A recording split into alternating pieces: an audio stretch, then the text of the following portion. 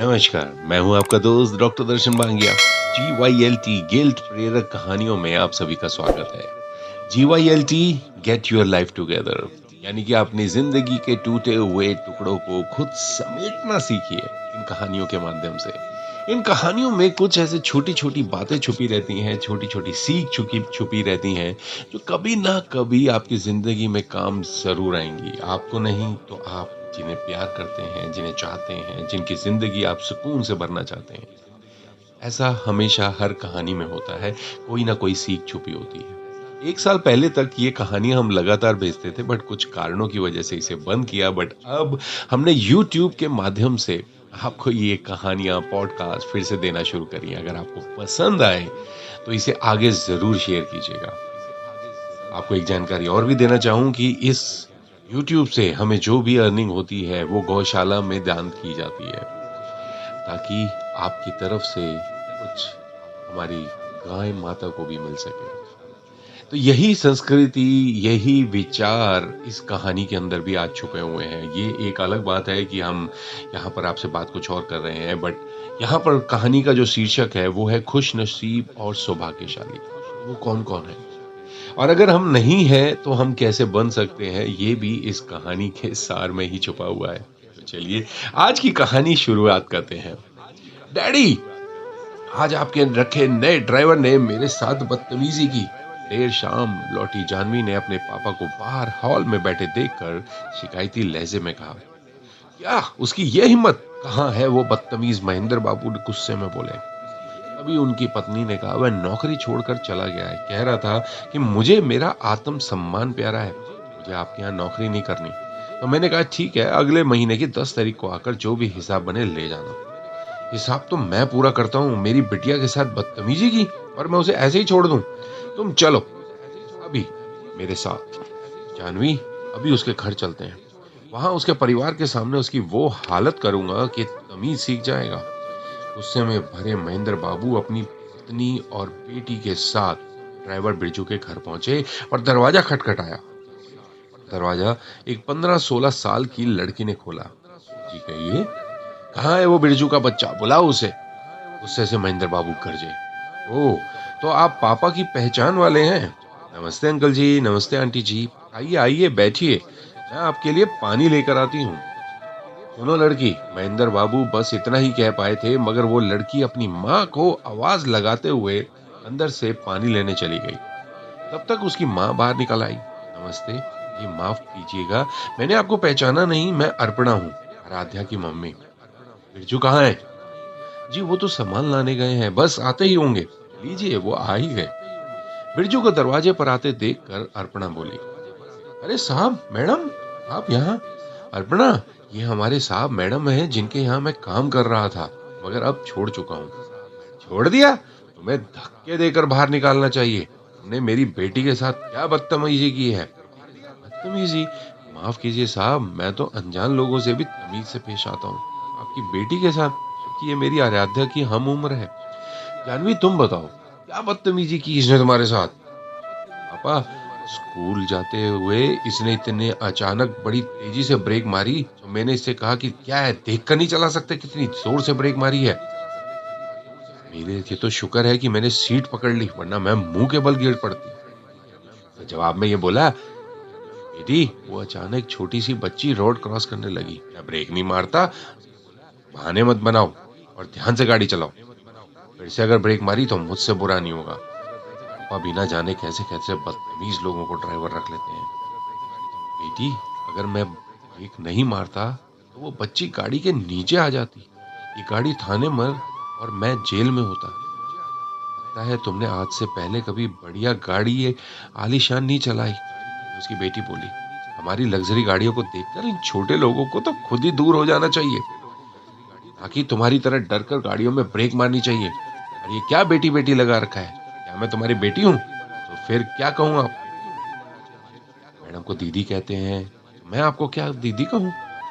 अरे पागल वागल हो गया, मैं तुमसे बड़ी लगती हूँ? अपनी उम्र देखी है बुड्ढे। मुझे बेटी दीदी नहीं, सीधे सीधे जानवी कहो, समझे? बस यही हुआ था डैड साहब। मैं एक ही बेटी का पिता हूँ, आज तक यहाँ भी नौकरी की, वहाँ मैंने छोटे बड़ों का आदर किया, बदले में मुझे भी खूब आदर सत्कार मिला और अधिकतर जगहों पर मुझे खुशी जाहिर करते हुए रुपए, मिठाई और प्यार मिला है। मगर आपके यहाँ बदतमीज़ी का पुरस्कार, जो मेरे आत्म-सम्मान को ठेस पहुँचा रहा था। इसलिए मैंने मैडम जी को बता दिया कि मैं कल से आपके यहाँ काम करने नहीं आऊँगा। बस यही बात हुई थी। महेंद्र बाबू कुछ कहते तब तक आराध्या सबके लिए ठंडा-ठंडा शरबत बना के ले आई। लीजिए अंकल जी, लीजिए आंटी जी। लो बहन। अंकल, आंटी ये गर्मी बहुत है, ये शरबत पीजिए आप, ये हमारे यहाँ का ख़ास है। सभी मेहमान कहते हैं कि मन को ठंडक मिलती है, पीजिए ना। प्यार से आराध्या ने कहा तो महेंद्र बाबू ने शरबत होठों से लगा लिया और घूट-घूट कर पीने लगे।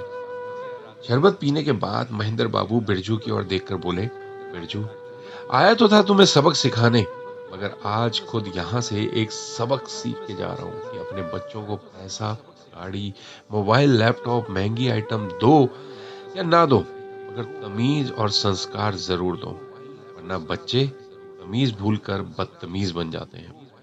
तुम एक छोटे से घर में रहते हुए शायद वो तमाम ज़रूरतों को पूरा नहीं कर सकते जो मैं मिनटों में चुटकी बजाकर पूरा कर सकता हूँ।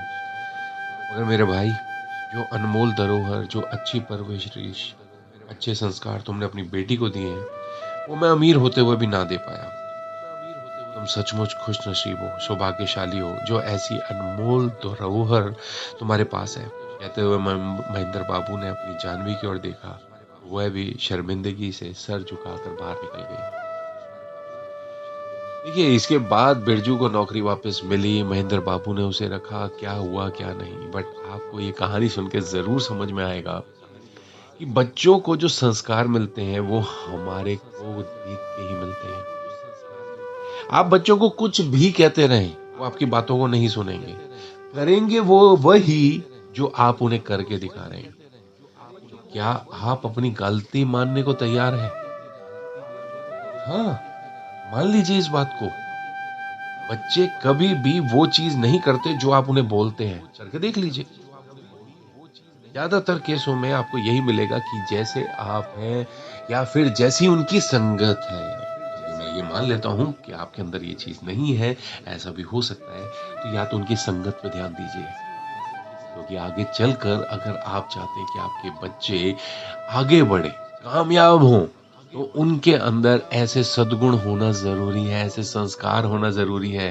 बिना संस्कारों के आप किसी को भी आगे बढ़ने नहीं दे सकते।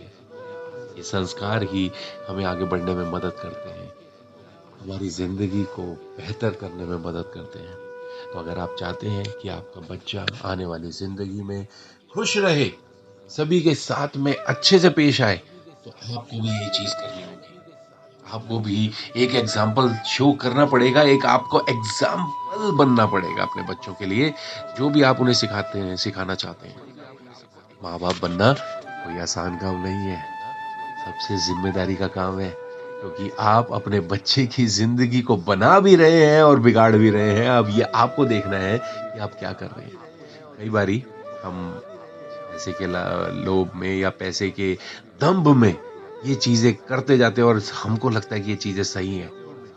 कल को जब आपका बच्चा कभी कहीं ठोकर खाएगा क्योंकि आपने ये पैसा खुद खड़ा किया, आप खुद खड़े हुए, तो आपको ये पता होता है कि कब, कहाँ, किसके साथ, किस तरीके से बात करनी है। बट आपके बच्चे ने ये चीज़ें नहीं देखी हैं, क्योंकि आपने कर के सीखा है, तो आप किसी जगह पर ज़रूरत पड़े तो शायद खुद को बदल भी सकते हैं। अगर आप जैसे भी हैं, आप जो भी गुण, जो भी विचार अपने बच्चे को देना चाहते हैं, अपने बच्चे के सामने वैसे ही पेश आइए। मान लीजिए, नहीं तो करके देख लीजिए। पर ज़िंदगी बर्बाद मत कीजिएगा, ऐसा ही होता है।